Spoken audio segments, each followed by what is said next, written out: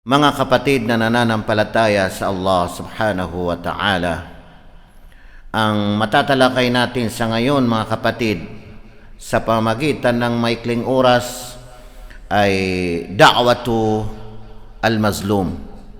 Ibig sabihin nito mga kapatid ay ang panalangin ng taong naaapi o kaya ay panalangin ng taong nadaya. Mga kapatid na nananampalataya sa Allah subhanahu wa ta'ala, isa ito sa dapat na pag-ingatan natin na makagawa tayo ng anumang pandaraya sa ating kapwa o anumang pang-aapi sa ating kapwa kahit anong bagay sa pamagitan ng mga salapi o sa pamagitan ng mga ari-arian o anumang bagay na makagawa ang sinuman sa atin ng pandaraya o pang-aapi. Sapagkat mga kapatid na nananampalataya sa Allah, kabilang ito sa mga panalangin, yung panalangin ng taong naaapi, kabilang ito sa mga panalangin na tinatanggap ng Allah subhanahu wa ta'ala. Sa ating mga sarili, sa ating mga pamilya, sa ating mga kamag-anak, sa ating mga kababayan, kung mayroon tayong makita na isa man na gumagawa ng pandaraya, gumagawa ng pang-aapi, huwag nating pabayaan. Gawaan natin ng paraan na masabi natin at hindi natin sasang-ayunan ang gawaing pandaraya, ang gawaing pang-aapi. Sapagkat tulad ng sinabi natin mga kapatid, na kabilang ito sa mga panalangin ng taong naaapi, panalangin ng taong nadaya, ay tatanggapin ng Allah subhanahu wa ta'ala. Makikita natin sa isang hadith na naisalaysay ni Abu Hurairah, kalugdan siya ng Allah subhanahu wa ta'ala, kanyang sinabi ni Propeta Muhammad sallallahu alaihi wasallam, da'watul mazlumi mustajabah wa in kana fajiran fafujuruhu ala nafsihi. Tingnan ninyo mga kapatid na nananampalataya sa Allah, matindi mga kapatid ang hadith na ito na sinabi ni Propeta Muhammad sallallahu alaihi wasallam. Da'watul mazlum, ang panalangin ng taong naaapi, ang panalangin ng taong nadaya.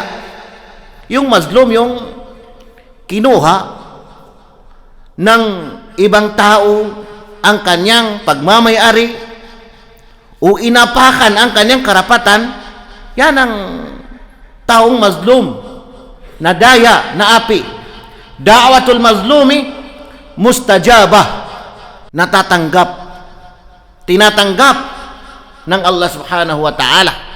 Wa in kana fajiran, kahit na siya pa ay fajir, yung gumagawa ng masama, itong taong naaapi ay kahit na siya pa ay fajir, baluktot ang kanyang ginagawa o gumagawa ng anumang mahahalay na bagay.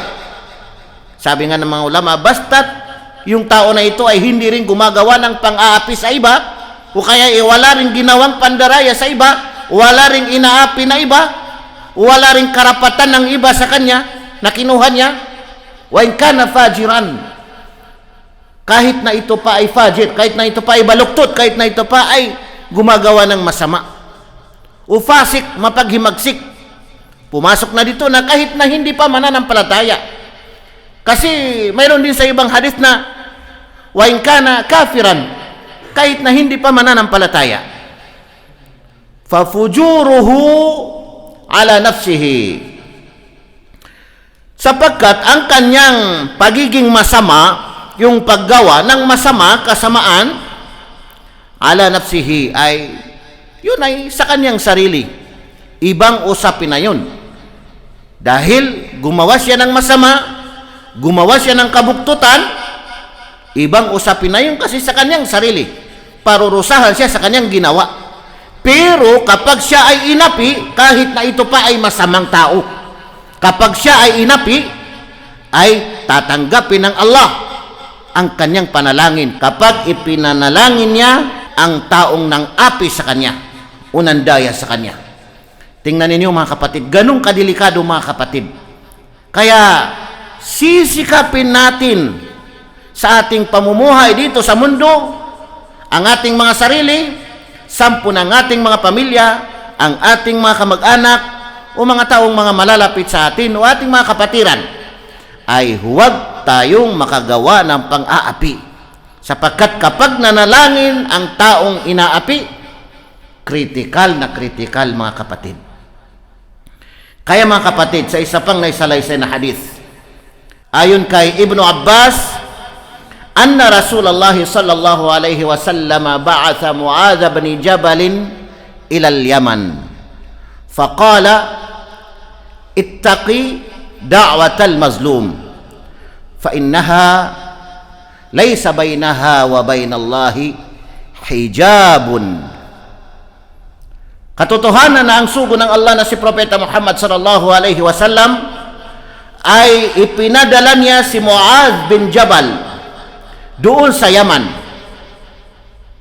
Doon sa Yaman.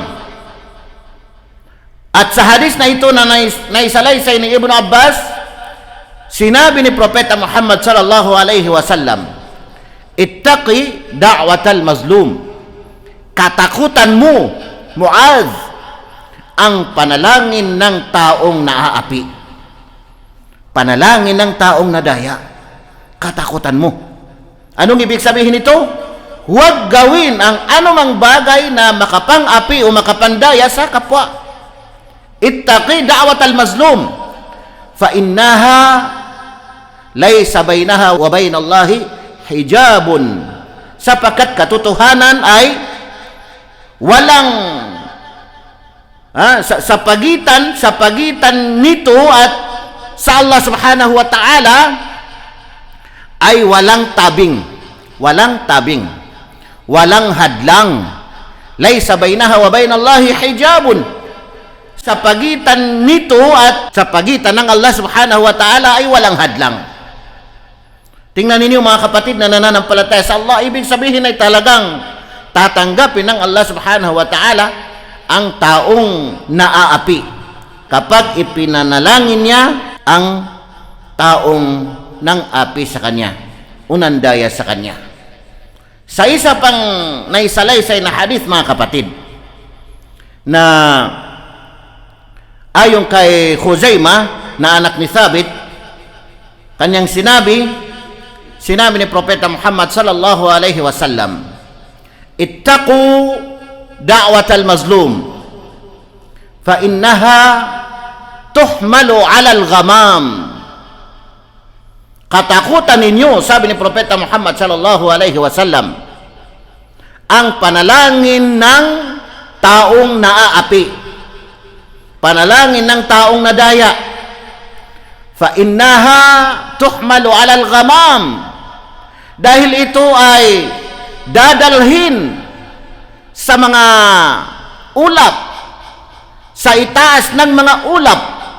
Dadalhin ito, sabi ni Propeta Muhammad sallallahu alaihi wasallam, yaqulullah, magsasabi ang Allah subhanahu wa ta'ala, wa izzati wa jalali, dahil sa sukdul, sabi ng Allah subhanahu wa ta'ala, wa izzati wa jalali, dahil sa sukdul ng aking kapangyarihan at kalwalhatian, kamahalan, wa izzati wa jalali, la ansurannaka walau ba'da hin.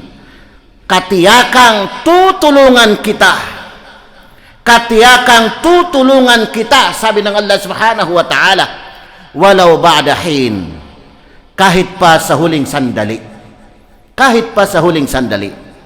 Tingnan ninyo mga kapatid na nananampalataya sa Allah, kung mayroon tayong nadaya, kung mayroon tayong nakuha na hindi sa atin, kung mayroon tayong naapi na sino mang tao, ay agad-agad na natin ito ibigay. Agad-agad na natin ito ibalik sa Kanya. Kasi nakakatakot mga kapatid kapag siya ay nanalangin. Mga kapatid na nananampalataya sa Allah. Kaya hindi natin alam. Minsan may tao na nasa taas na. Napakalaki ng kanyang posisyon. Napakadami na ang kanyang pera. Napakadami ng kanyang kayamanan. Napakaganda na ang kanyang buhay. Pero hindi natin alam ay biglang bumabagsak. Biglang mayroong nangyari sa kanya.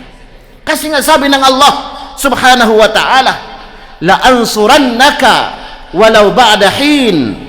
Katiyakang tutulungan kita, sabi ng Allah, kahit pa sa huling sandali.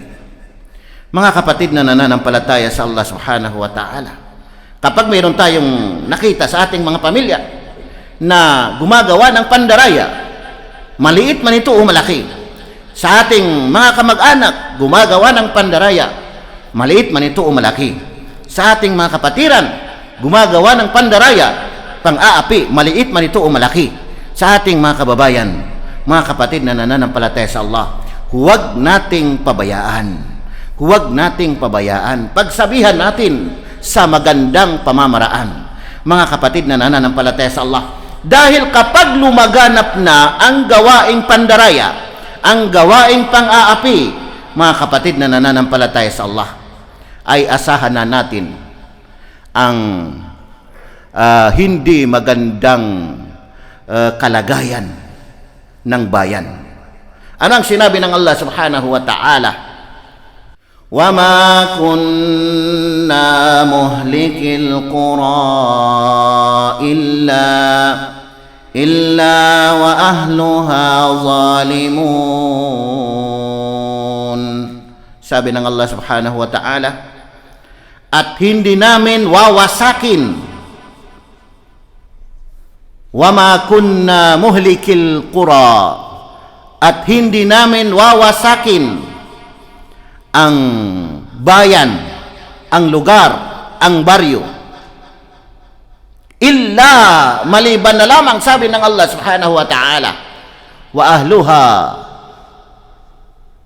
na ang mga nakatira nito ay zalimun, mga taong mga gumagawa ng pandaraya, mga taong mga gumagawa ng pang-aapi. Kapag lumaganap na ang gawaing pandaraya sa isang bayan, sa isang lugar, kapag lumaganap na ang gawaing pang-aapi sa isang bayan, sa isang lugar, ay aasahan na hindi na maganda ang kalagayan ng bayan na ito. Hindi na maganda ang kalagayan ng lugar na ito. Mga kapatid na nananampalataya sa Allah subhanahu wa ta'ala. Aqulu qawli hadha wa astaghfirullah li wa lakum.